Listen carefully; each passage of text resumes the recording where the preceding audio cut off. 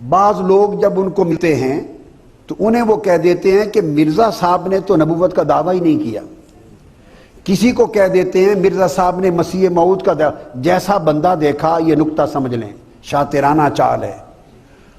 اس نے اپنی کتابوں میں ہر جھوٹ بول رکھا ہے، بہت بڑی مکاری عیاری کے ساتھ. ہر مواد موجود ہے. جیسا بندہ دیکھا اسی طرح کی بات کر دی اور کتاب میں اسی طرح کا مضمون نکال لیا. اس کے لیے ضروری ہے کہ اس پورے تصور کو ذہن میں رکھیں کہ مرزا غلام احمد قادیانی نے سٹیپ بائی سٹیپ ایک دعویٰ نہیں کیا، 12 دعوے کیے. کتنے کیے؟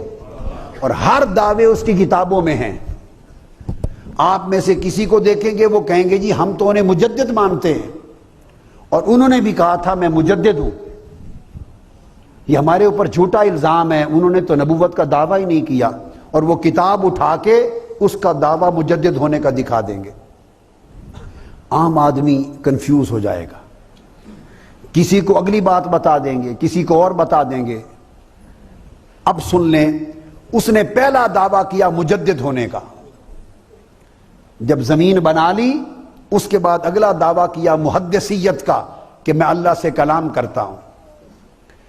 اس کے بعد اگلا دعویٰ کیا مہدویت کا، یعنی میں امام محمد مہدی ہوں، جو حضرت مہدی علیہ السلام آنے تھے وہ میں ہوں.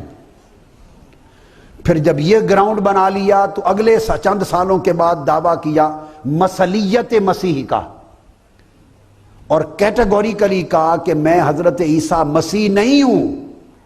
جو حضرت مسیح آنے تھے میں وہ نہیں، ان کی مثل ہوں، سیملر ٹو مسیح. جب اس کی گراؤنڈ بن گئی پھر دعویٰ کیا عین مسیح کا کہ میں عین وہی مسیح موعود ہوں جس کا وعدہ تھا حضرت عیسیٰ کا، میں عین عیسیٰ ابن مریم ہوں. 5 جب یہ بن گیا پھر اس نے اگلی سٹیج پہ دعویٰ کیا کہ میں حضرت عیسیٰ مسیح موعود پر بھی افضل ہوں. معاذ اللہ، وہ کم تر تھے میں ان سے افضل ہوں، استغفر اللہ.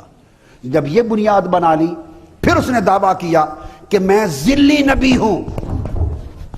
معاذ اللہ، اس کا مطلب یہ ہے معاذ اللہ کہ میں ترقی کرتا کرتا حضور علیہ السلام کے فیض سے حضور کے سائے میں نبی بن گیا ہوں. استغفر اللہ العظیم. یہ 7واں دعویٰ. پھر 8واں دعویٰ کیا کہ میں بروزی نبی ہوں. بروز کہتے ہیں ظاہر ہونے کو، ذل کہتے ہیں سائے کو، کہ میں حضور کا غلام تھا، ان کی پیروی کے فیض میں حضور کے زیر سایہ رہ کر نبی بن گیا ہوں. یہ پہلا دعویٰ. پھر آگے بڑھا، اس نے کہا بروزی نبی ہوں. بروز کہتے ہیں جو ہڈن تھا، چھپا ہوا، وہ ظاہر ہو گیا. اب اس کا معنی ہے میں نیا نبی نہیں، میں وہی محمد مصطفیٰ خود ہوں، مگر میں چھپا ہوا تھا، دوبارہ ظاہر ہو گیا ہوں. جو زیر سایہ بنے وہ کوئی اور ہوتا ہے، جو خود ظاہر ہو جائے وہ خود ہوتا ہے. ہر دعویٰ دوسرے کا بطلان کرتا تھا، ہر دعویٰ پہلے دعوے کو جھوٹا ثابت کرتا تھا. ایک دعوے کی دوسرے دعوے سے کوئی جوڑ اور میل نہ تھا. وہ گراؤنڈ بناتا، جب مرید ہو جاتے، لوگ مانتے، بنیاد بن جاتی، پھر 2-4 سالوں بعد اگلا دعویٰ. 12 دعوے کیے، تکذیب کی حد. اس کے بعد اگلا دعویٰ کیا نامہ کہ میں نبی ہوں مگر غیر حقیقی نبی ہوں، میرا ٹائٹل نبی ہے، حقیقی نبی نہیں. پھر اس نے کہا میں حقیقی اور تشریعی نبی ہوں، کوئی یہ نہ سمجھے کہ میں بس ایسے ہی نبی ہوں، ایسے ایرا غیرہ نبی ہوں. نہیں، میں حقیقی نبی ہوں، مجھ پر احکام اترتے ہیں، شریعت آتی ہے. اس نے کہا کہ میں وہی شریعت اور احکام رکھنے والا نبی ہوں.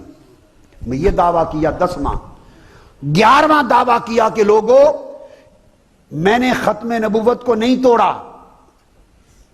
میں نے ختم نبوت کو، حضور خاتم النبیین ہیں، آخری نبی ہیں.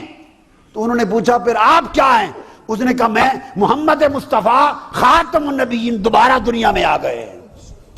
میں وہی نبی ہوں، دوبارہ آ گئے.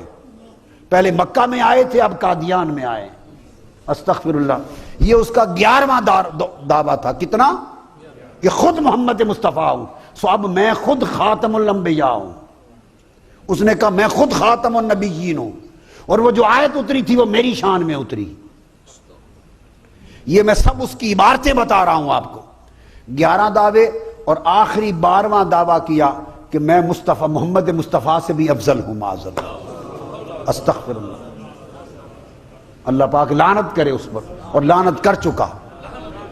ان سے بھی افضل ہوں.